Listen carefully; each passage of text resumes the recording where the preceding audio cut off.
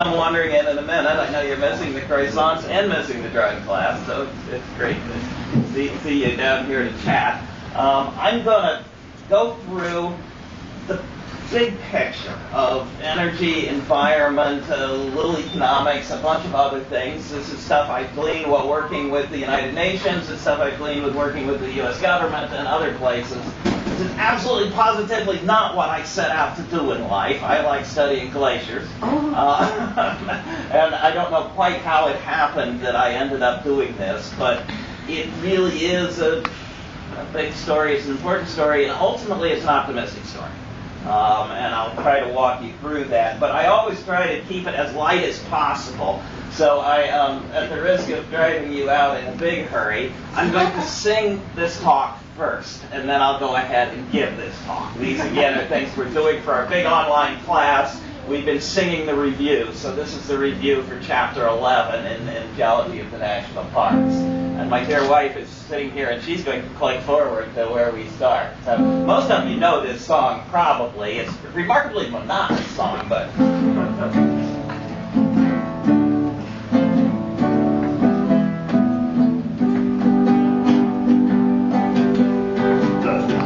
job in a cornfield, hoeing out the weeds 12 hours a day. You may never lose 1 minute of sleep because you think there are tractors and trucks on the way, and the big wheels keep on turning. But it's dead algae that they're burning when you're rolling on the oil fields. If you turn on the light switch, you expect electrons coming your way. Lignite or bituminous, anthracite burning, living on stored sunshine from a long ago day, and the big wheels keep on turning. But it's dead trees that they're burning. Oh, and we're rolling on the coal fields. If you go down to the oil fields, I bet you're gonna find some wells are running dry. Cleaning up the coal mines isn't always easy, and even all the coal seams will run out by and by, and the big wheels keep on burning. But your paycheck knows you're burning. Oh, and we're rolling a scarce resource. If you look up at the sky now, then you're gonna see where all the burned things go, because the CO2 is rising, and it's not surprising that the temperature is climbing, and we're melting the snow, and the big wheels keep on turning. But the climate knows we're burning. When we're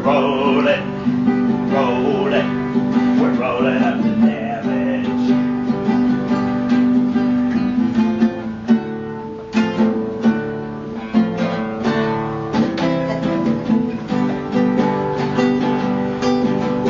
If you look up at the sun now, so much energy there, if we just learn what to do, many billion years of power for each and every hour is clean and fresh and odor-free, sustainable too, and the big wheels can keep on turning when it's sunshine that they're burning. And we're rolling to the future.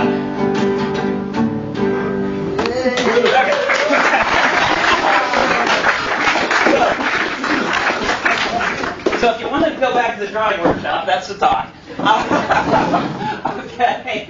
So we'll roll forward here. Does anyone know how to switch the lights from killing the front screen to doing the back there? Okay. So leave that one off. I'm sorry. That one has to be off. Okay. You're the expert. No, I'm not. I pulled up. Hey, look at that. Thank you. He's the expert. Okay. Leave those on? Yeah, that's great. Okay, good. Okay, so anyone who comes from a university, your university has a sustainability program. They may not know what it means or what they're doing with it, but I'll virtually guarantee you that you have one. In one of the more optimistic things is right here, which is that the demographers are very confident that if we give people the world over 2 things, that they are going to eventually choose to replace themselves and not more, not because somebody told them to quit having babies, but because that's what they do. And those two things that you have to do ultimately is that people have to be confident that their children will survive. And they also have to have interesting things to do in their lives. And if you give people confidence that their kids are going to survive and something interesting to do in life, the demographers are pretty clear that world population stabilizes between 9 and 10 billion. If we don't get those two, there's a bunch of question marks down there at the bottom that you can't see. I'm not convinced it's an optimistic picture, but if we succeed in letting people raise their children and do interesting things in their life, population stabilizes. Okay, now the difficulty, we're at about 7 billion right now, and we're probably handling about 5 billion pretty well, who have that confidence that their kids will grow up. And so if realistically, if we can get one more doubling of the good stuff that we get out of the planet and out of each other to help each other, we can get to a sustainable world. Now, since the time that we quit being hunter-gatherers and became agriculturalists, the world population has doubled about 10 times, 2, 4, 8, 16, 32. So about 10 doublings we've gone through. The 11th one could get us to a sustainable future. Okay? The difficulty is that to support 5 billion people well, we are using a lot of things much faster than nature puts them back. We are pumping groundwater out in places faster than nature replaces it. We are certainly using phosphorus for fertilizer faster than nature generates more to it. Soil erosion is a pretty big thing. Realistically, energy is probably the biggest one. If we can get energy, we can do a lot of things to concentrate rare materials. And so realistically, getting energy to work is the biggest thing for getting systems, after getting along with each other. Because it's so much easier to break things than it is to build them, than if we blow each other up, then energy doesn't matter. Okay, now do the numbers for a minute here. The government now says we're eating 2,000 calorie diets. Anybody have a croissant? Yeah. Okay, so at any rate, you figure 2,000 calories a day. In the United States, now some of you are not from the States, but in the United States, if you take the energy used and divide by the number of people, in these archaic units, it is 240,000 calories a day that I use and that each American uses on average. Okay, so more than 100-fold. It is like you have 100 energy serfs doing your bidding for you. 100. Okay, that's just a flabbergastingly large number, and we love it. Be perfectly honest. Here we are on a boat that is driving us around Antarctica. We have, we heat, we cool, we cook, we refrigerate, all these different things. We desperately love this, but it is about 85% fossil fuel, and we are using it way faster than nature makes more. Okay, we have tried lots of other ways to do this. I come to you from Penn's Woods, from Pennsylvania. When the first European settlers got there, the saying was that a squirrel could start at the Atlantic coast, climb a tree, and not come down from the tree until they got to the Mississippi. It's covered with trees. We promptly set about cutting them down. In Pennsylvania, the first state forester who came from my school discussed the great Pennsylvania desert because there were essentially no trees in the entire state.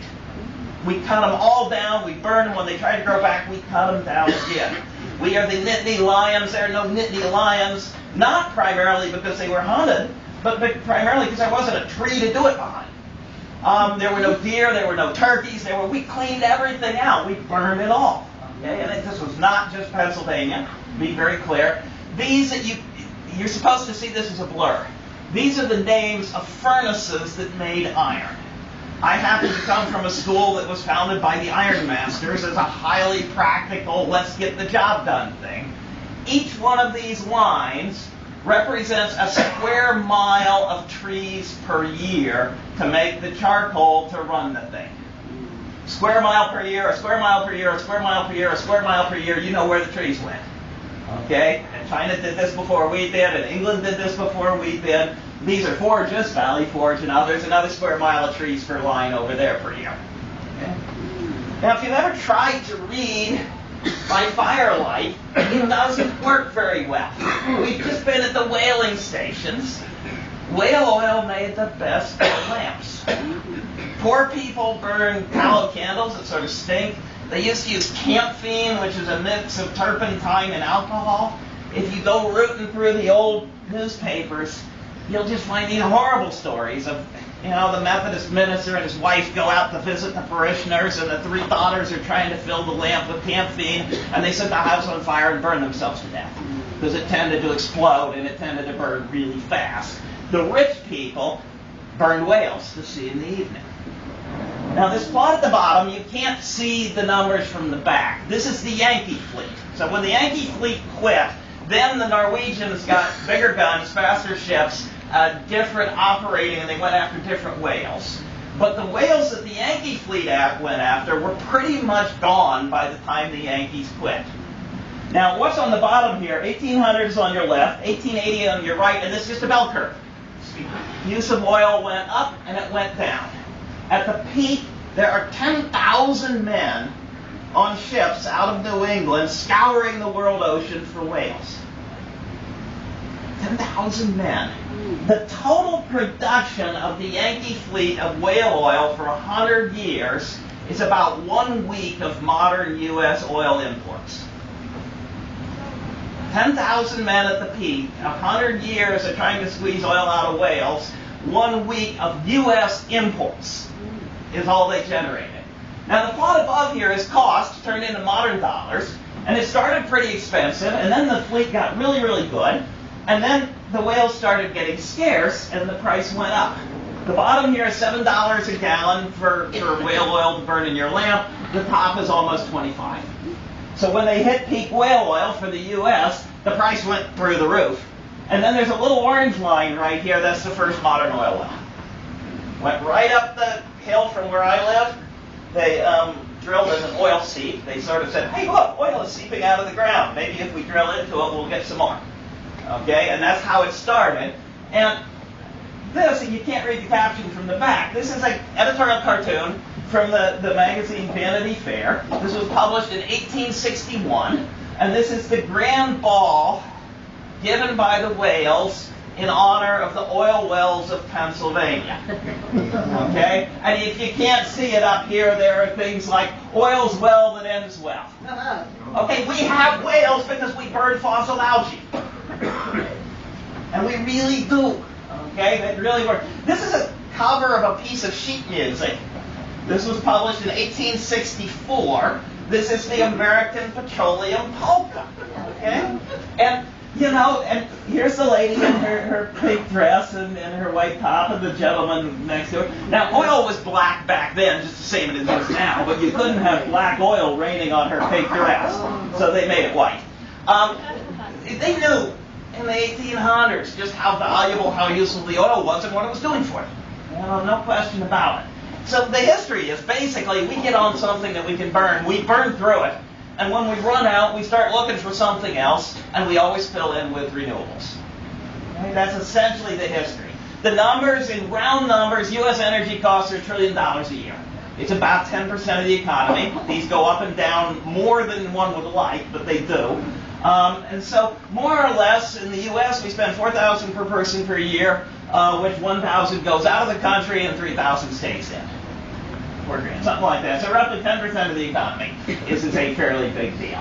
The sources, if you break them down individually, natural gas is rising now, but it's oil, natural gas, coal, a little nuclear, and a little bit of renewables. 84% in a year, about a year ago when the EIA put these numbers out, 84% is unsustainable. Scale it. Just how good the oil companies are, how good the coal companies are, it's just flabbergasting how much stuff that they give us that we enjoy. Okay? If you are a commuter in the U.S., when you fill up your gas tank, it's about 100 pounds. 16 gallons is about 100 pounds. If you're a commuter in the U.S., you may burn that every week. When you burn gas, you add oxygen and turn the gas into CO2, and it blows out your tailpipe. And you don't see it. What I want you to do, though, is imagine a world in which you could see that exhaust, or which that exhaust was packaged in a way that it was relevant. Okay? So imagine that your tailpipe, rather than putting out invisible CO2, packaged its waste the way our system used to, as horse ploppies. A typical U.S. car is a pound of CO2 per mile. A pound per mile.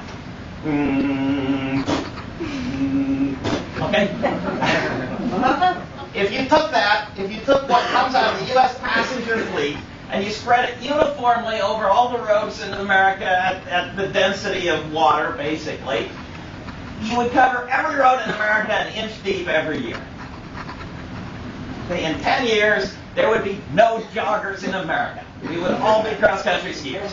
And we would not be having this discussion. Be very clear. If this were packaged in a way that it intruded on our lives, we would not be having this discussion. Okay? This is the history of CO2. Over here on your left is 1,000 years ago. Over on the right is today and on into the future. These are ice core data sneaking along here. This is a combination of ice core data and instrument data. They do agree this is working. And these are various possible futures. All of those futures as envisioned, if we don't get serious about reducing CO2, the coming rise is much bigger than what's happened so far. The rise so far is scientifically unequivocal, but it's very small compared to what's possible. If we frack it all, if we take off all the mountaintops, if we get all the coal, nobody really knows how much is there, but the best estimates are that it would go through the next deck and stick its nose out on the third one.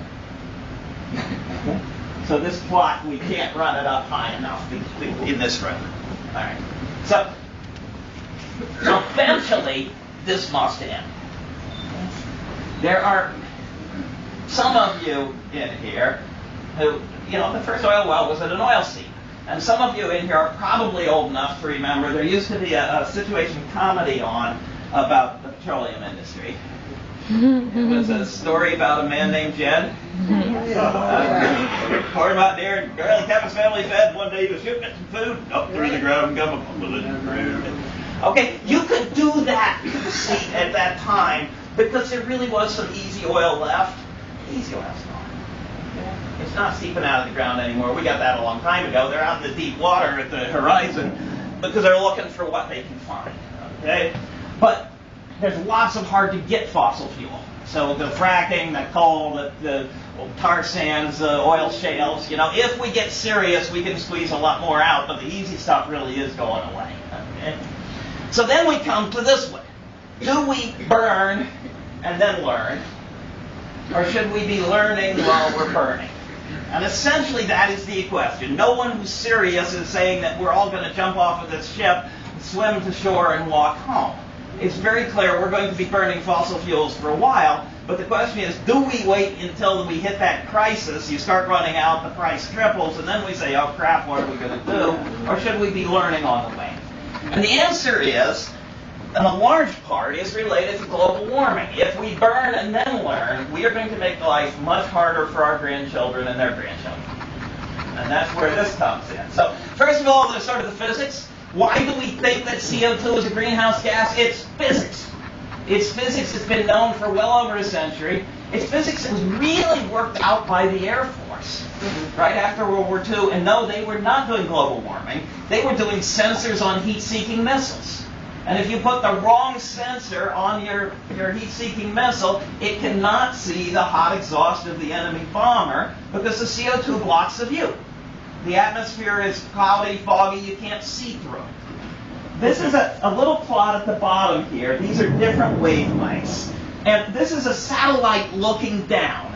And it sees the Earth cooling off, and then this divot is where CO2 is blocking the escape of radiation to space.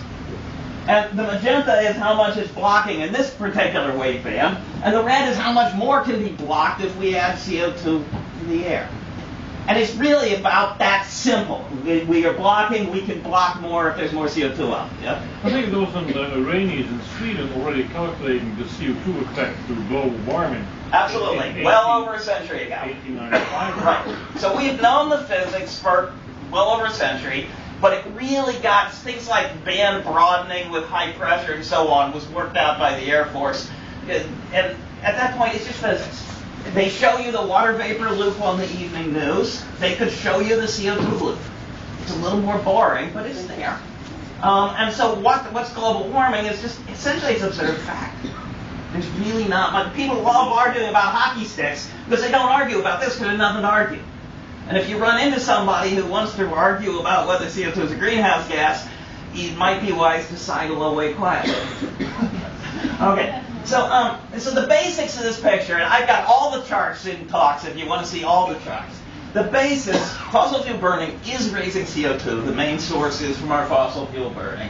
That is warming from physics. Warming is occurring, and I'll show you the plot, the little plot on how we know it's getting warmer. And it's warming despite the fact that we are putting up lots of particles from our smokestacks to block the sun and make it cooler. That we are replacing dark forests with lighter croplands, which reflects more light and makes it cooler. And despite the fact that the sun has dimmed a little bit recently. Nature is trying to cool it off. We in some ways are trying to cool it off, and yet it is warming. And you'll hear people say, oh yeah, I know it's warming, and maybe CO2 is part of that. The truth is CO2 is more than all of it, because we've warmed a lot with CO2, but then these other influences are cooling to pull it back down.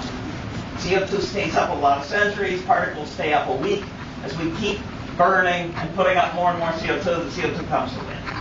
Okay? So, and there's a whole talk about how do we know that the observed changes actually are the CO2. They have the size, they have the shape, they have the pattern, the spatial pattern, the vertical pattern. It's very, very clear that it's a CO2 signal dominantly. Okay? Warming, if you take thermometers and you let NOAA, National Oceanographic Atmospheric Administration, analyze the thermometers, they say it's getting warmer. Ask NASA to do it, warmer. Ask the English to do it, it's warmer. If you're Japanese, they see warming. Berkeley, Rich Muller got some money from a variety of sources, including some fossil fuel sources, looked at the data and said, hey, it's getting warmer. Okay? It is getting warmer in the air. It is getting warmer in the air far from cities. Throw away all the city woods, you still see warming. It is getting warmer in the ocean. Very, very clearly, the ocean is gaining heat, not putting heat out to the atmosphere. Put your thermometer in the ground is getting warmer. Take your thermometers aloft on balloons, on suns, it's getting warmer. Look down from satellites, satellite data, all the analysts and all the groups everywhere agree it's getting warmer. Okay? The temperature-sensitive snow and ice. Right? Not the middle of East Antarctica at minus 56. Warming that up does not immediately melt anything. But if you go to the temperature-sensitive snow and ice, whether it's river and lake ice, whether it's seasonally frozen ground, whether it's permanently frozen ground, whether it's snow cover in the spring, whether it's mountain glaciers, anywhere that you're looking at temperature-sensitive ice, averaged over the globe, it is shrinking with high confidence. The changes in biology. The experts in Washington have changed the advice on what I can plant in my backyard garden because we actually have moved into a different zone, a warmer one. 90% of the significant changes in plants and animals, where they live and when they do things, are in the direction expected from warming. If you don't like one of these lines of evidence, it doesn't matter. There are so many interwoven lines of evidence that are telling the same answer that there's really not much to discuss. It's getting warmer. This one over here is the glaciers. The Norwegian glaciers grew a little bit before they shrank. Yes, there are wiggles during certain years that the Himalayan glaciers grew for a little bit, but overall what's going on? The glaciers are shrinking. They are temperature sensitive. They are going in the direction of warming. Now nobody cares, right? It's getting warmer. What we care about is what does it mean to us, to other living things where we live. Pretty widespread agreement among the models that we make it more summer-like and we get crop heat stress. Today, if you go out to a cornfield in Kansas, on the hottest summer day, if you've given the corn enough water, you've given it enough fertilizer, you've given it space, you've kept the bugs away, it still doesn't grow very well on the hottest day of summer because it's just too friggin' hot. It is reasonably likely for a reasonable large chunk of the planet that by late in this century, the average summer will be hotter than the hottest summer that we've ever observed until now. And if our crops are already stressing from heat stress on the hot days of summer now, either the plant breeders have to be really successful at figuring out heat-resistant plants, or that's not a terribly pretty picture.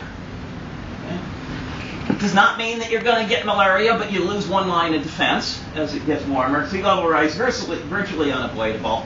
We've worked really hard to protect national parks, nature conservancy reserves, all sorts of places to save our biodiversity, and now it needs to move 1,000 miles, and there's cornfields and parking lots in the way. How does it get there? And so there's a real issue about rare and endangered species. We don't know what happens, maybe even fewer hurricanes, but the ones that form have more fuel so that they can kick harder. And so we expect the top wind speed of hurricanes to go up, and with that the damage goes like the cube of the wind speed or some such. More floods and more droughts. That may sound absolutely crazy. Who grows tomatoes in your backyard? Anybody? Yes, okay. So all winter where I live, the ground is either frozen or it's damp. In the summer, we get a gully washer, and 2 weeks later we're watering the crop again. More summer-like, more floods, and more droughts. Okay, and that's not a misprint, that really is the expectation. Okay? So, is this worrisome? How worried should you be? So this is the past of temperature. The future of temperature is projected under various possible scenarios. And they went and asked a whole bunch of people, do the scholarship, find out what the scholarship says, how much warming gets to be worrisome. And of course, then you got to say, well, what are we worried about? If we're worried about rare and endangered species, even a little bit of warming is hard on them if they're isolated in a little national park. If you're worried about the global average economy, there's a whole bunch of us doing things in cold places. If we get one fewer blizzard a year, then the economy's happier. We've got air conditioning, so we can work. So it takes a lot of warming before you get really worried about the global average economy. So over here, going from white is basically no cost, yellow, more losers than winners, red is basically losers. And what you'll notice is if I blow this up now and take the warming so far, which is this little bit, and project it across, you have not been trashed from global warming. Most of us are not dying from it. Most of us are not losing our livelihoods from it. And so far, you're down at the, we can see this scientifically, but for rich people in cold places, it hasn't been a big part of your life. But notice what happens as you go to the warming to come. The costs rise a lot faster than the temperature. We are built for the current situation. Our crops fit this current situation. Our cities are on the current coast, not the future coast. As you crank up temperature, the costs go up faster than the temperature does. Okay? Right. There is a golden rule issue here, and probably a big one.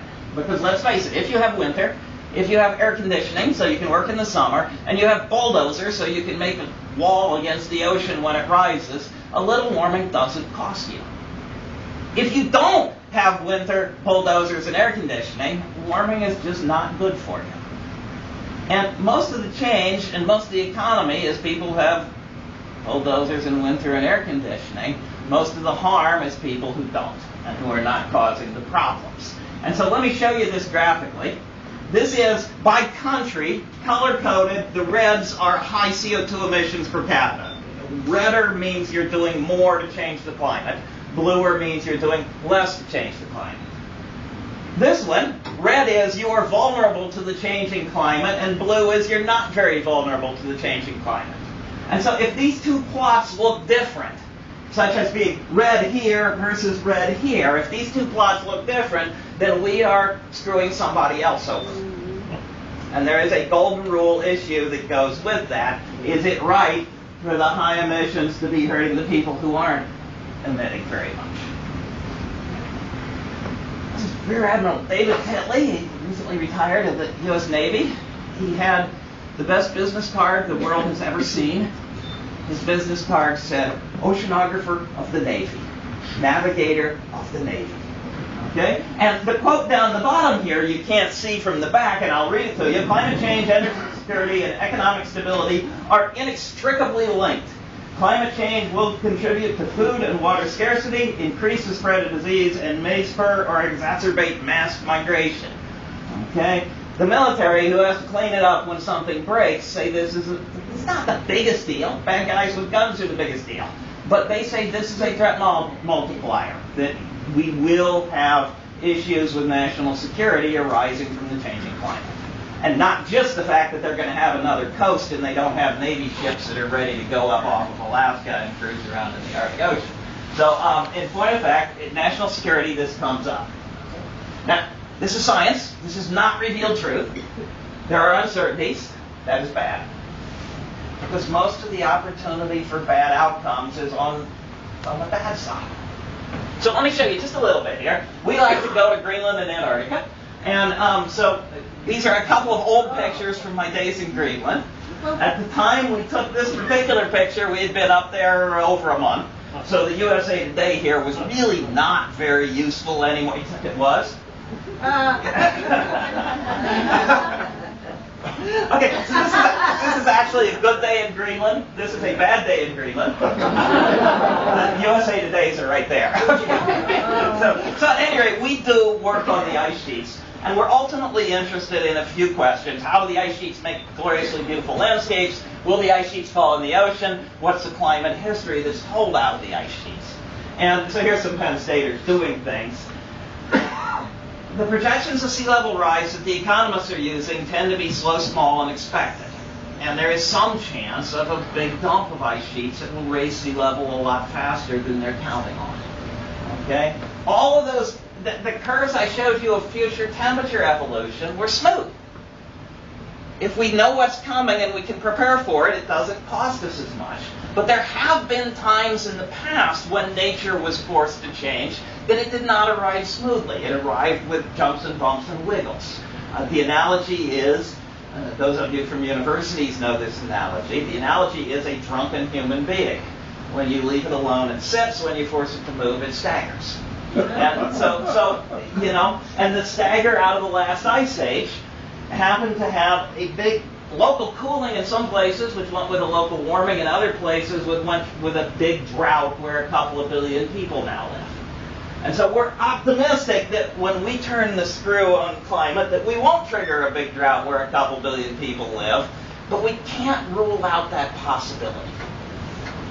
So the economic projections that you're seeing are actually way on the optimistic end of what's possible. The most likely is not in the middle, it's actually way on one side. Okay. This is one paper, only one. This has not been assessed by the National Academy. It has not yet been assessed by the IPCC. It is just one paper. But this one paper said, okay, if you sit too long in a sauna, you die. At what point could the world get so hot that unprotected humans could not work outside? And that point is when the dew point temperature goes over your body temperature. Then you cannot lose heat by sweating. And in their runs, if we burn it all, a couple hundred years out, there is at least some probability that we've made the world too hot in the tropics for unprotected people to live there. That's not this century, fairly clearly. It may not happen. But if you want a disaster, making the large band around the middle of the world too hot for humans is not a pretty thing. Okay? So basically the uncertainties tend to be out on the bad side, not on the good side. Okay? If you take the mainline climate science and say, okay, what really is it going to cost? Is this the end of the world? Should I panic? The estimates are that over the next few decades, all of us basically live to see the time when the damages are a few percent of the world economy per year, so a few $1 trillion. The end of the world, no. Okay? But rising through that with the damages going up faster than the temperature. So the expectations are that we see something that is huge amounts of money, but not the end of the world. Now, what goes with it, though, is this one, which is what would it cost to run a sustainable energy future? And there's a lot of slop on this number. Some people say it'd be less than 1% of the economy. Some people want 2, 3, or 5. But the estimates that have come in from serious engineers and serious scientists looking at the cost of running the thing are that the costs are order of 1%. That doesn't include the benefits. When you put the benefits in, actually you end up better off than ignoring it. But if you just count up the costs and not the benefits, order of 1% of the world economy per year to run it. And interestingly enough, that is basically what we spend on sewer and water. So if you want to say cleaning up this issue is about the same size as cleaning up the sewer and water issue. Same order of magnitude as this. Okay? So economically, if you take that this number is bigger than this number, the economists say, so to optimize the economy, what should we do? We should get started now, slowly, methodically, moving away. Big, fast, chaotic changes are economically bad. Coal miners decided to be coal miners in good faith. They took out mortgages, they got education and property to being coal miners. Firing coal miners is an economic bad. But that doesn't mean that the next generation has to be coal miners. And so if you say in 30 years it's going to get expensive to change the climate, economically that's the optimum way forward. The longer you wait to stop, the more coal miners you're going to hurt. Because then the optimum gets faster and faster, and you can't wait for them to retire. You got to do something fast. Okay? And again, the uncertainties. The less you believe me, the more worried you should be about this. Okay? And that's not what you'll hear in the public discourse. Okay? So this is an interesting one, and it's worth keeping track of. There are 7 billion of us out here, and we are using a lot of energy. And basically, any possible way that we make our energy is going to have externalities. There are no magic bullets that just give you free energy everywhere all the time without insulting somebody. Okay, windmills really do. The tip of a big wind turbine on a windy day is going faster than a stooping falcon. And it will get there. It's amazing. You watch those things, they look slow, but those tips are actually way over 200 miles an hour sometimes. Okay, they will bonk some birds on the head. You know, and power lines get your view, and you can just go through this. But the renewables tend to be much lower in these externalities than the fossil fuels do. And so I want to walk you through, in particular, the issue of coal. I happen to be coal-fired electricity. Our neighborhood, our area is coal-fired at this point. Coal, even if you ignore climate change, coal is depositing more uranium on the landscape than any nuclear power plant, or all nuclear power plants together. The reproductive age females in Pennsylvania are advised not to eat very much fish because there's too much mercury in it that's being deposited in large part from coal-fired power plants. Taken off mountaintops and so on. There's a bunch of scholarship that has come out recently that says when I buy $1 worth of electricity at my house, the coal company has charged society another $1 or $2 in lost health, lost recreation, and other issues. By people having to put up with what comes out of those coal plants, the cost of those damages is equal to or greater than the retail cost of the electricity. And that's a very interesting one. And of course, if we did not give license to do that, if we said, no, you may not deposit mercury on top of the fish that the reproductive age women wish to eat, it would double to triple the cost of the coal. And all of a sudden, renewables would look way the heck better. Okay? So, you will hear in many places that dealing with CO2 is just too expensive. We can't do it. Right? Back when there was serious discussion of having a bill in Congress, they got the good economists there to run up the economic impacts. They never ever asked them to tally up the good. They only asked them to tally up the bad. And they came up with numbers. If we do this to reduce CO2, it will have this much cost to do it benefits. Okay. At some point down the road, they did scenario 16. Now, we tax, in most of the world, we tax tobacco to raise money and to reduce smoking. And then we tax alcohol to raise money and reduce drinking. And we tax your wages to raise money and reduce working. Okay? Any economist will tell you, if I go to a student and say, I need a little help, I'll give you $10. Great. I'll give you $5 and I'll give you the government $5. So screw you, I'm not believing this for $5. Okay? There's no question that if we put a tax on it, we make it less beneficial to the people doing it and reducing working. So at some point, they said, suppose we put a carbon tax on it, or a price through cap and trade, and we use that money dollar for dollar to reduce the tax on your wages. This is not paying down the debt. This is not building giant statues of Al Gore on street corners. This is reducing the tax of your wages. What happens to the economy? It grows faster than other business as usual. Because taxing carbon very clearly distorts markets. It very clearly has impacts across the economy. Wages are even more pervasive, and they're harder to substitute for. We're getting robots, but substituting for working people is still pretty hard. And so shifting from taxing something we want, like work, to something we don't want, like climate change, actually grows the economy faster. It's a little regressive. This is not a policy recommendation, but it's what's possible. So what's the range of options that's out there? Okay? This is a huge number of words you don't need to read except the top one, which is the scholarship on employment is still pretty poor. But what scholarship exists says that anything except fossil fuels makes more jobs. So if you're interested in generating employment, moving away from fossil fuels tends to be better. We have, when younger daughter was in middle school, she did a history day project on surface mining. And she got us into the cab of one of these humongous drag lines that was taking apart a mountain. And we stood there in the cab and she filmed with his little camera while this guy with his joysticks took apart a mountain. And he had a great job. He said there were 4 of them that ran this, and they kept you going 24/7. And there's somebody that's greasing it, there's somebody driving the pickup truck, and a few other things.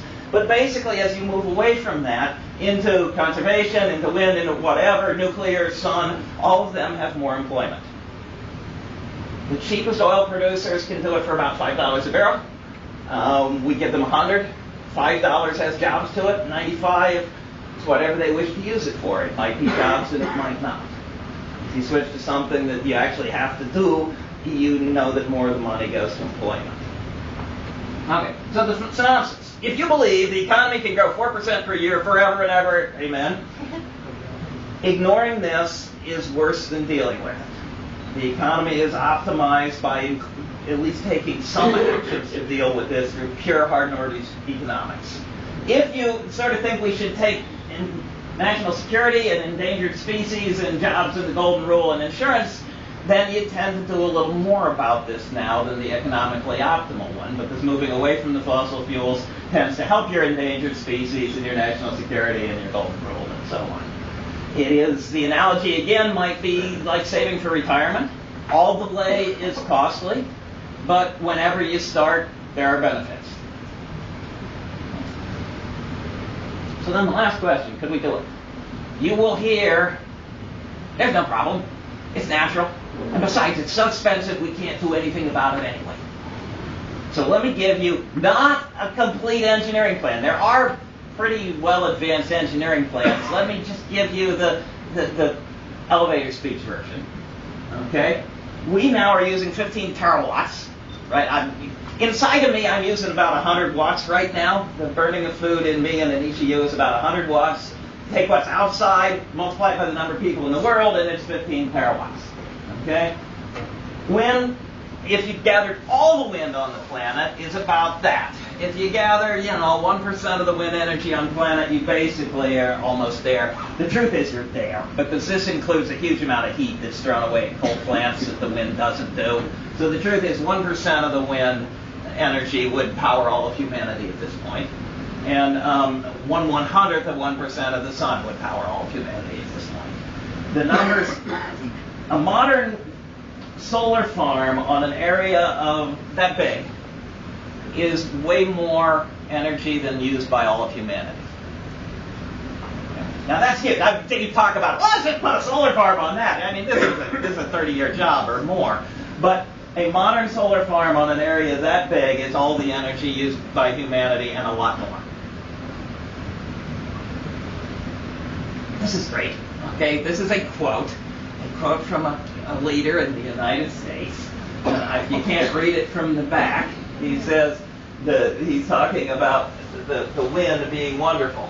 And he says, yet the wind is an untamed and unharnessed force, and quite possibly one of the greatest discoveries hereafter to be made will be the taming and harnessing of it. Okay, Abraham Lincoln, before he's elected, he's got a stump speech, and he says, let's do patents, let's do engineering, let's do science, and let's do wind.